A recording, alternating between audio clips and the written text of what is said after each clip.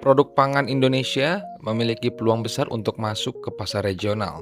Namun, bagi UMKM pangan, peluang itu tidak otomatis dapat dimanfaatkan hanya karena pasar semakin terbuka.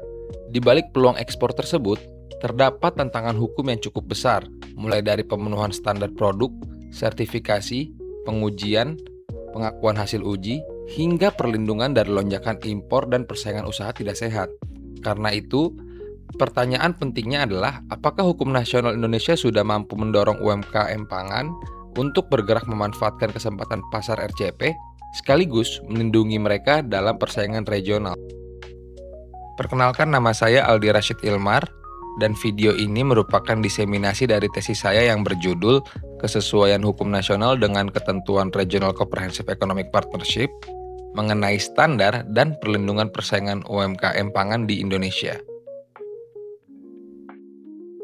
Regional Comprehensive Economic Partnership atau RCEP merupakan perjanjian perdagangan bebas mega regional yang melibatkan 10 negara anggota ASEAN dan 5 negara mitra, yaitu Australia, Jepang, Korea Selatan, Tiongkok, dan Selandia Baru. Perjanjian ini ditandatangani pada tanggal 15 November 2020 dan mulai berlaku pada 1 Januari 2022.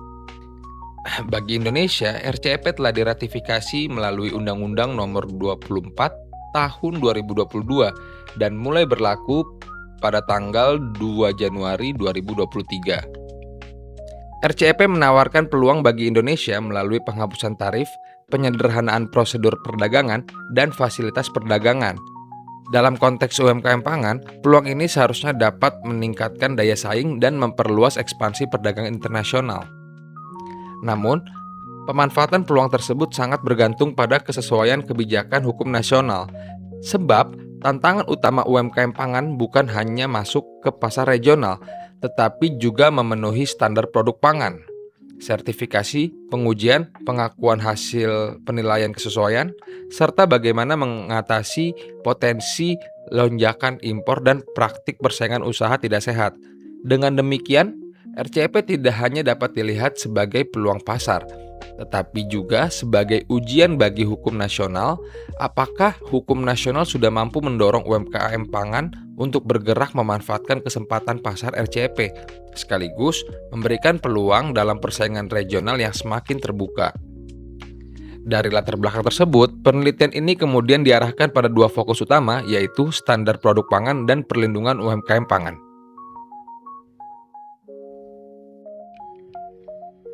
Berdasarkan latar belakang tersebut, penelitian ini tidak membahas seluruh aspek RCEP, melainkan difokuskan pada dua isu utama.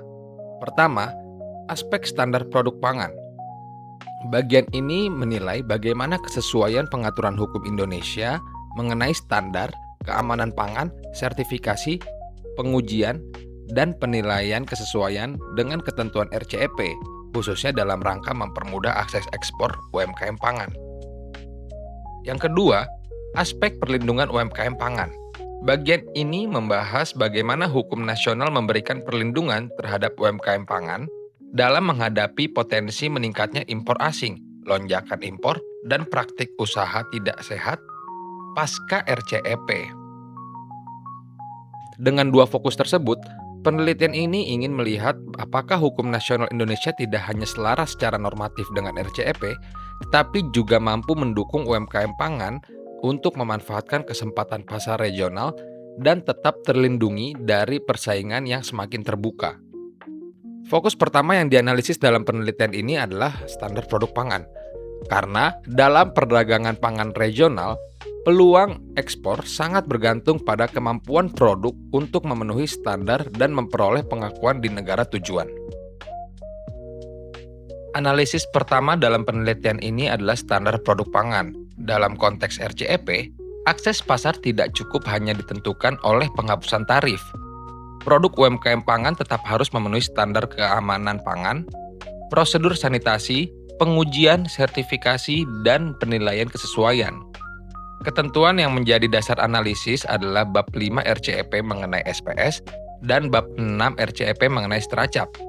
Bab 5 berkaitan dengan keamanan pangan, sanitasi, fitosanitasi, penilaian risiko, ekuivalensi, dan transparansi. Sementara bab 6 berkaitan dengan standar, regulasi teknis, serta prosedur penilaian kesesuaian. Dalam hukum nasional, kerangka tersebut telah dijawab melalui pengaturan pangan, keamanan pangan, standarisasi SNI, pengujian, inspeksi, sertifikasi, akreditasi, dan lembaga penilaian kesesuaian. Namun, pertanyaan pentingnya adalah apakah sistem tersebut sudah cukup mampu membuat standar, sertifikat, dan hasil uji produk UMKM pangan diterima di pasar negara mitra RCEP. Dari perbandingan tersebut, penelitian ini menemukan bahwa kesesuaian hukum nasional dengan RCEP sudah ada secara normatif, tetapi masih bersifat parsial. Pada aspek ekuivalensi, pasal 5.5 RCEP membuka peluang agar tindakan SPS Indonesia diakui oleh negara mitra apabila tingkat perlindungannya setara. Namun, pasal 3 UU Pangan masih lebih kuat menempatkan pangan dalam kerangka kedaulatan, kemandirian, ketahanan, keamanan, mutu, dan daya saing pangan. Orientasi ini tidak bertentangan dengan RCEP, tetapi perlu didukung oleh justifikasi ilmiah, transparansi, dan mekanisme ekuivalensi agar standar nasional tidak menjadi hambatan bagi ekspor pangan. Pada aspek penilaian resiko, Pasal 5.7 RCEP menuntut tindakan SPS berbasis prinsip ilmiah dan bukti ilmiah. Hukum nasional telah mengarah ke sana melalui pasal 69 UU Pangan dan PP Keamanan Pangan yang mengadopsi kerangka analisis risiko.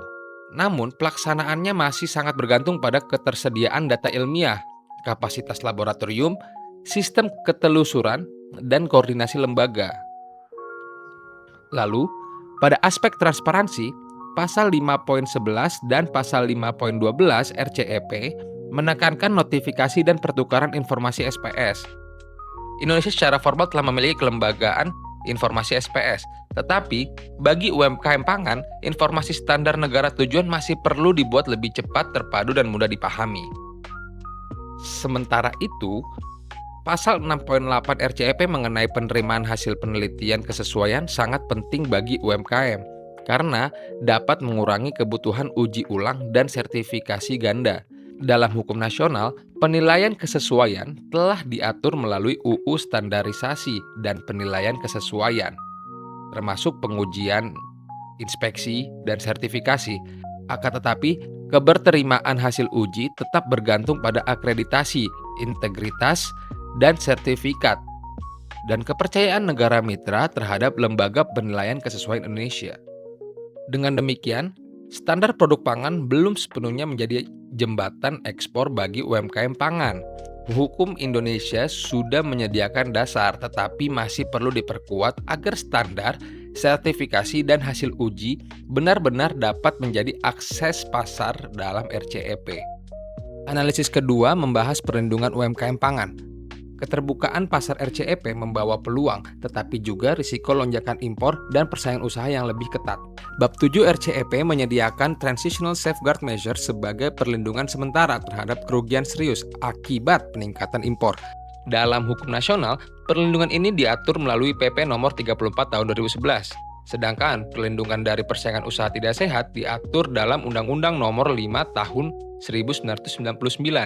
Namun, persoalannya adalah apakah instrumen tersebut benar-benar mudah diakses dan efektif bagi UMKM pangan. Pasal 7.2 ayat 1 RCEP membuka ruang transitional safeguards apabila peningkatan impor menimbulkan kerugian serius bagi industri domestik. Dalam hukum nasional, hal ini sejalan dengan pasal 1 angka 2 PP nomor 34 tahun 2011 tentang tindakan pengamanan perdagangan. Namun, bagi UMKM pangan, instrumen ini sulit diakses karena pasal 4 ayat 2 PP nomor 34 tahun 2011 mensyaratkan permohonan oleh produsen atau asosiasi yang mewakili industri dalam negeri. Sementara, pasal 1 angka 15 menuntut pembuktian kerugian serius yang menyeluruh dan signifikan. Selain itu, RCEP juga membatasi efektivitas safeguards melalui jangka waktu penerapan, larangan penerapan ulang, dan ketentuan de minimis. Pada aspek persaingan usaha, Pasal 20 Undang-Undang Nomor 5 Tahun 1999, penegakan terhadap pelaku usaha asing masih terkendala yurisdiksi, pembuktian, dan eksekusi putusan. Jadi, masalah utamanya bukan ketiadaan instrumen perlindungan, melainkan sulitnya akses dan efektivitas perlindungan bagi UMKM pangan. Pada penelitian ini, teori yang digunakan adalah teori hukum pembangunan Mokhtar Kusumatmaja.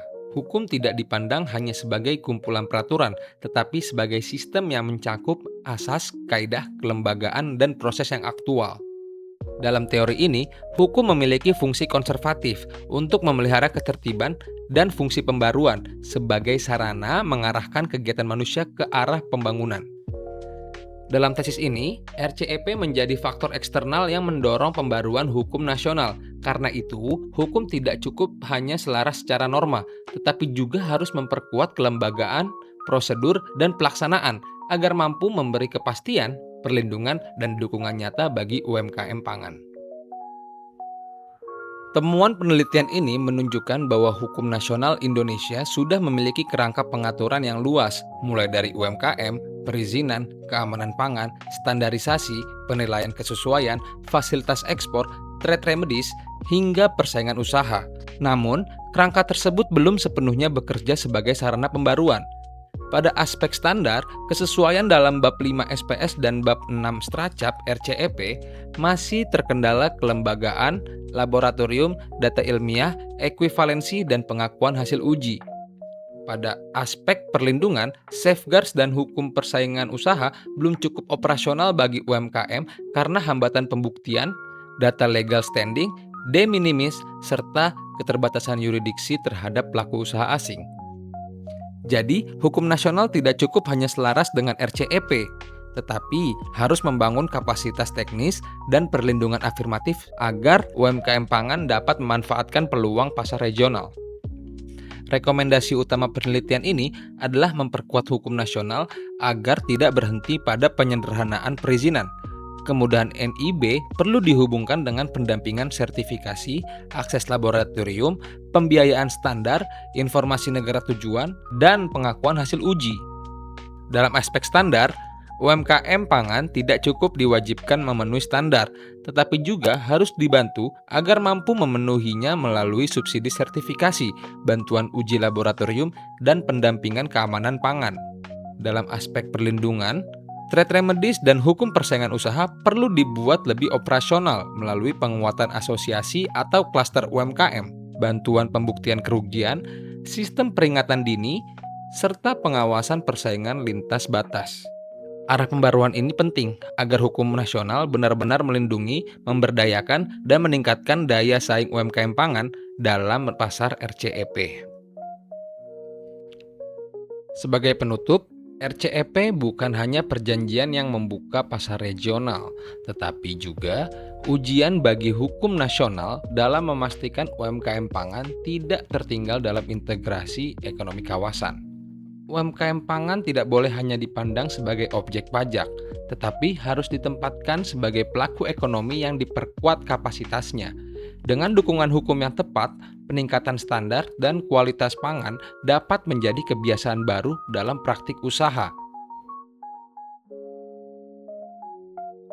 Sekian dari saya, kurang lebihnya mohon maaf. Terima kasih.